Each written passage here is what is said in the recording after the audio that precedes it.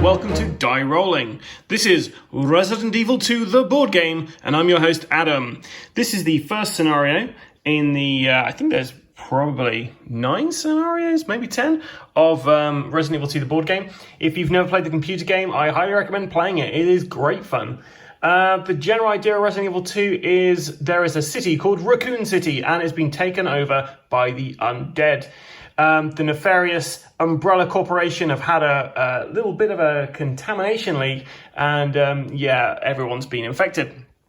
This is basically the board I've got out here. I'm going to go through all the different components, and then we're going to play the first scenario. You'll notice I have a couple of different boxes here. So we're going to be playing the Resident Evil 2 the board game, the base box. We're not going to be playing with any of the survival horror expansion stuff. Or the B-Files expansion in this run-through. We may, however, use a couple of the minis from the survival horror expansion because there are some improved enemy types in the base game, which they don't actually give you miniatures for. So I might just snag a couple of these from that one when we get around to it. But for this initial run-through, we are just playing the base game with maybe a hint of the survival horror expansion stuff. So let me talk you through the characters themselves over here. So we've got Leon S. Kennedy, who is represented by this guy here. And Leon S. Kennedy is a police officer who, I think he's a rookie. There he is there with lovely curtains, because this is set in the 90s. Leon Kennedy, he has a special ability here, which is Cool Under Fire. So once per activation, Leon may use an item while one or more enemies are in his square without making an evade roll. Normally, if you try to do anything other than attack an enemy and you're in the same space as them, then they will attack. But with Leon, you get to not do that. He is proficient in handguns, shotguns, and magnums. He rolls 2 dice when he's trying to evade from enemies, and he can hold up to 8 items. We've got his health tracker down here. And we have, underneath the handgun ammo thing here, we have his weapons. He's got a handgun, a knife, he's got a first aid spray. Now, the handgun ammo starts every scenario with 15.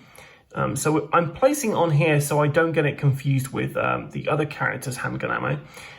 But looking at the card here, this first one here is range, so it's line of sight. This is how many dice you're going to be rolling, so 1 blue dice. And on the blue dice, you have a single hit and a 2-hit result.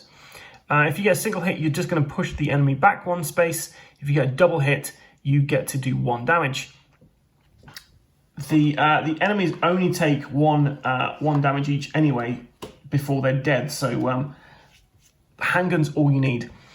They also have this thing down here, which is rapid fire. That basically means every time we shoot with this, we'll be reducing the handgun ammo by 1. But I can reduce it by a further 2 if I wish to add an extra 2 dice to it. Basically you can roll up to 3 dice with a handgun attack, obviously subtracting the handgun ammo from that as you go. Over here we have the knife. Everyone is able to use a knife, and you have to be in the same space as a character, an enemy to do this. Same results as the handgun with regards to what it does. So it pushes back or it does 1 damage. And then we have a first aid spray here, so you can discard this card to heal this character or another character in the same or an adjacent square by 3 levels, or to resuscitate an unconscious character. So that's Leon. Claire starts off with the same things, apart from she's got a different ability and she can use different weapons. So Claire Redfield, her brother is Chris Redfield, who means nothing to anyone who's not played the games. But Chris Redfield was a member of the STARS team who went out and found the initial Umbrella Laboratory in Resident Evil 1. As far as I'm aware, there is no Resident Evil 1, the board game, so I'm kind of confused why Steamforged Game went straight for Resident Evil 2. Maybe there's a rights issue, or they just thought we can do more with Resident Evil 2. I don't know. But yeah, so this is Claire Redfield. The whole reason she's come to Racoon City is to find her brother, Chris. Her special ability is Made in Heaven. Once per scenario, Claire may spend an action to heal another character on the same tile by 2 levels. It's quite handy. And she's proficient in handgun, bowgun, and grenade launcher. So the only difference between those two characters is their special ability and which weapons they can use. They've got the same starting equipment. And Claire, by the way, is represented by this miniature here. I painted all this up before I began this run through. So I hope they stand up pretty well. This guy's my favorite because I've basically made Will in here. This guy's got the Die Rollin t-shirt on, and he looks a bit like Will if Will was a zombie. So yeah, I'm quite happy with that. We also have a tension deck here. So this basically, after scenario 2, this is our timer. And once this runs out, you kind of lose. So in the first two kind of scenarios, these are just used to pop up random events. They don't do anything else other than that. And we've got zombies on board. So the zombies themselves, they are pretty easy to kill. Let me just find out the zombie card.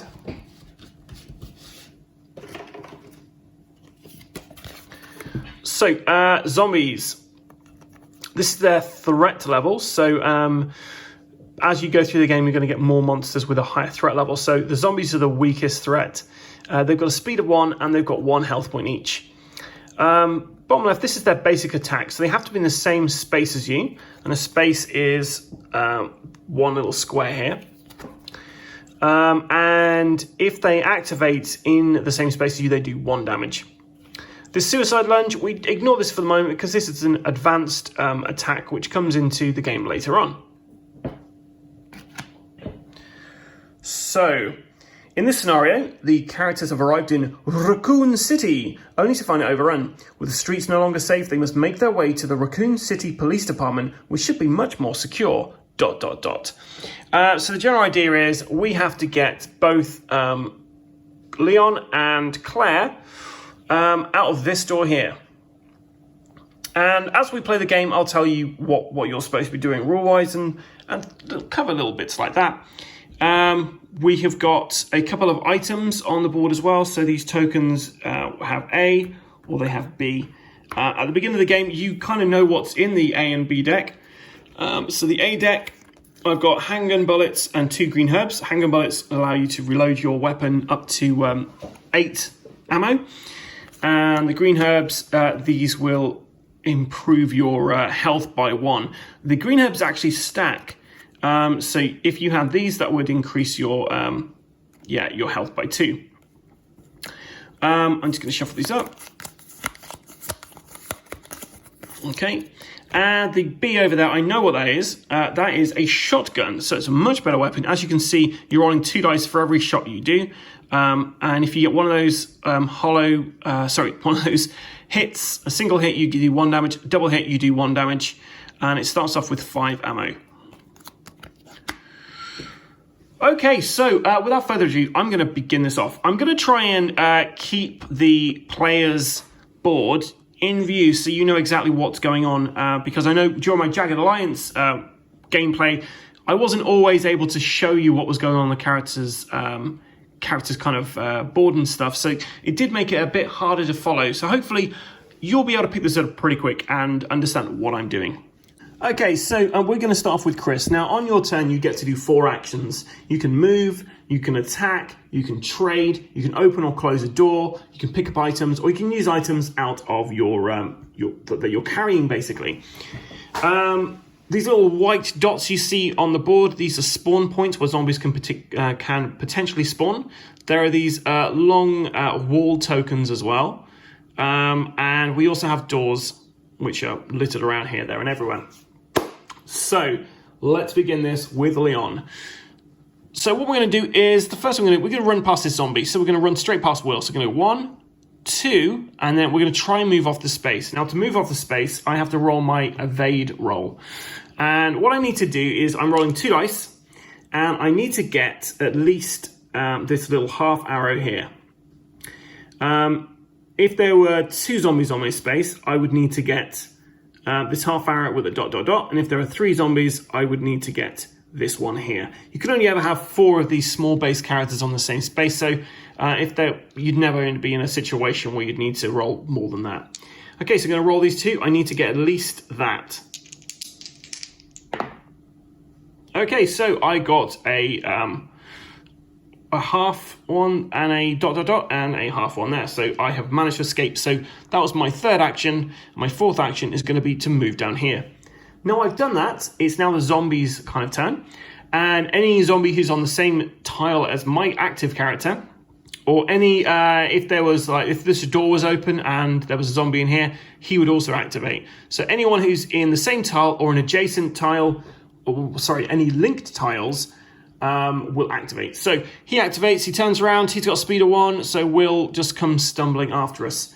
Now the zombies have gone, we draw from the tension deck, and we get an all clear. A flickering light above dispels the calm, but for but a moment before returning to a strong, deadly, steady glare. I can't read this card. So amazing. Great start there, Adam. Okay, so we're now going to move over to Claire. So Claire's starting over here, and she's going to move 1, 2, 3, and then she's going to try and shoot this guy. So she's going to spend 2 ammunition. So her handgun starts with 15, but we're going to spend 2 to roll 2 dice. And we need at least 1 of these. The results don't stack up, so that doesn't count as a double hit. That just counts as 2 single hits, if that makes sense. So I need to get a double hit to kill him. And I missed. So the zombie reacts to that by moving 1 space. It's the end of my turn because I've done my 4 actions. Now the zombie activates. So he's now in the same space as Claire. Now he can't actually attack this round, but next round, if we don't manage to escape from there, he will attack. So, next we find echoes in the darkness. So, movement and sounds haunt your steps, foreboding darkness, hiding what horror might lurk within. Place an echoes in the darkness token on the tile occupied by the next character to activate. If a character is on the same tile as this token at the beginning of their tension phase, they must draw 2 additional cards. Discard this token at the end of the next activation. If the next character is active, is on the same tile as a boss, this card has no effect. So basically what this means is I have to place this Echoes in the Darkness onto this tile, and if Leon is still in the same space as this, he's going to be drawing 2 cards at the end of the round rather than 1. But he's not going to be on there because it's now his turn, so we're going to spend an action to open the door, an action to move into here, and then we're going to do an action to close the door, and then we're going to move down there. Now, because we've closed the door, it's now the zombie's turn, but the door's closed, so the zombie Will, he doesn't realise that Leon's gone in here, so he's just going to stay where he is. And the Echoes in the Darkness, because there's no one on that tile, we can remove that. And we have an all clear in the tension phase. Right, speaking of tension, Claire is going to try to just move straight past this zombie, and maybe get to this here to hopefully find some handgun bullets, maybe. So we roll 2 dice. For our first action, when we're trying to move off that space, we need to get at least a half arrow. And we did. We got a full arrow. Best one you can get. So she goes 1, 2, and we're going to open this for 3, and we're going to move there for 4. Actually, no. We're going to move there for 3 and pick this up for 4. That makes more sense, because otherwise this guy, there's a little zombie down here, he would activate and move towards Claire. We don't want that. So we pick up this and we find the handgun bullets. The zombie now activates. And it's the tension phase. So we draw another all clear. Leon. So we know this here is actually going to be a green herb, and we don't really care about that, if I'm honest. So we're going to go 1, 2, 3, 4. Zombie activates. And the tension phase. Another all clear. A howl in the distance breaks the silence. A long and mournful note for the city of ruin. Ooh. Okay, so it's Claire's turn. Let's just move back a bit to see what she's going to encounter. So Claire's got to come through this room and through these kind of doors here. So we're going to go 1, 2, 3, and we're going to close that door for 4. This guy now activates, moves into there, and we draw the tension card, which is an all clear. Leon! Right, Leon. Leon's going to try and blast this lady, so he's going to spend 2 ammo.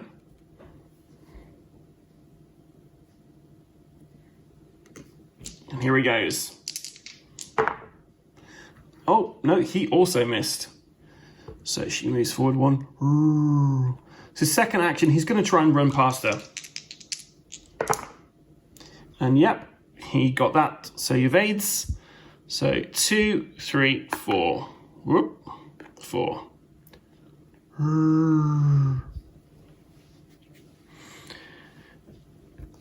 And we get an all clear in the tension phase. Okay, Claire, she's just going to try and run past this guy. So she's going to try to move into this space here. She needs at least 1 evade. And yep, she got the 1 evade there. So she goes 1, 2, 3, 4. So the zombie, because we didn't close the door, the zombie turns around and he moves down. And for the tension, we get an undead ambush. A dark silhouette is the only warning before glass shatters to jagged shards and death resumes its tireless pursuit. Spawn 2 zombies on the same tile as the active character on the closest spawn point. Right, hopefully she's not standing on one. She is not. So, we get 2 zombies up here.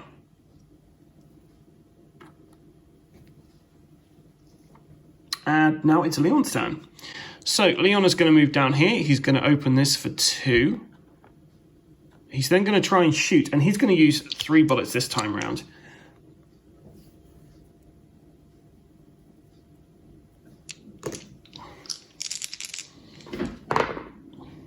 Nice. So we got a double hit, which means we've killed the zombie. We have a single hit, and we have a miss. So he's going to kill the police officer, probably some guy he used to know. And then as a reaction, this lady's going to move in. Also, this lady's going to move. So that was his second action. His third action, he's going to try and move past her into this room here. Yep, he got one of those. So 3, and then he's going to close this door for 4. And he's got an all clear. Okay, Claire is going to open this door for 1. She's going to move in for 2. She's going to close for 3. And she's going to try and shoot this guy. Does she want to shoot this guy? No, she doesn't. She's going to move here for 4. Zombie guy moves into this space here. And we draw a card from the tension deck. Another all clear. It's not a surprise to me that they're all clear now, because basically I've set the deck up from the beginning according to the instructions. I only have 1 red card, which is the undead ambush, and the echoes in the darkness, which is a yellow card. Everything else is going to be green. So Leon is going to go 1. He's going to pick up this, which we know is a shotgun, and he starts off with 5 ammo in his shotgun. So he's now got a shotgun. Okay, so 3, 4. And we get an all clear. Okay, Claire's turn. So she is going to try to shoot this guy to begin with. She's spending 2 ammo to do this. Actually, we're going to spend 3 ammo with this. We need him dead. So 3 ammo. And yeah, she gets it. Good shot there. So she pushes him back twice. And then kills him. So that's her first action. 2, 3, and she's going to pick up this, which we know is a green herb, just in case Leon is going to need that in a minute. We don't need to activate any zombies because there's this door's closed and the door at the bottom is also closed. So we don't need to activate any zombies at this point. But she draws. All clear. Okay, so it's Leon's turn. Leon's going to start by trying to run here. So he's going to be rolling 2 dice. He needs to get at least 1 half success. And he gets, he gets a single hit and a full arrow. So he's able to go 1, 2, 3, and open the door for 4. These guys activate. And then he draws an all clear card. Okay, so Claire's next. She's going to go 1, 2, 3, 4. Now this zombie's going to activate, so he's going to move up this way. Oh, he's going to move that way, sorry. Because he can't move diagonally because there's a wall here. So he moves that. Now, because this door's open and this door is open, these two also activate. And it's all clear. Leon's turn. So we're going to moonwalk Leon in here. He's going to close the door for 2. He's going to move for 3, move for 4, and this zombie moves over here. Draw another all clear. Claire's turn. So she's going to face the zombie. She's going to spend 3 of her handgun ammo to shoot 3 times into this police officer's chest, hopefully killing him. Hoping for a headshot, really. So let's see how she does. So I got 2 misses and a push. So that there is a single result, so it means a push. So 2 misses, and then she pushes him over there. That was her first action. Her second action, she's going to move into here. Her third action, she's going to spend another 3 bullets. She's now onto 4 ammo. She's going to spend another 3 bullets to try and shoot this police officer. And this time they are all misses, so he moves towards her.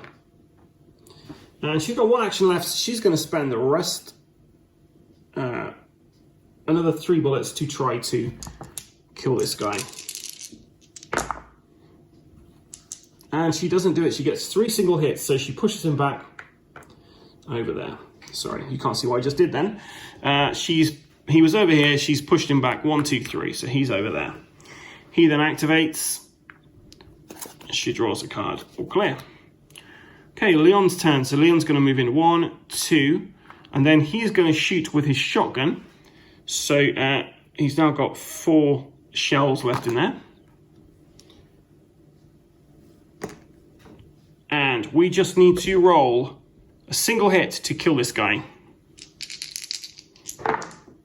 And we did it. We got 2 misses and a single hit. So why did I roll 3 dice? I should have only rolled 2 dice for that. Apologies, I'm going to have to re-roll it again because I only rolled 2 dice. So I'll put that one down there. I should be rolling 2 dice. So here's his shot. And yeah, we did it. We got 1 hit and a miss. So one of the shells goes wild, the other takes him out. So we're just going to go... so I think he moved in there. I think he's got 2 actions left, so we'll move him up there. We draw a card, which is the all clear card. It's Claire's turn. 1, open, move. At the end of her go, she draws an all clear card. And then Leon looks around and then just walks out and closes the door behind him.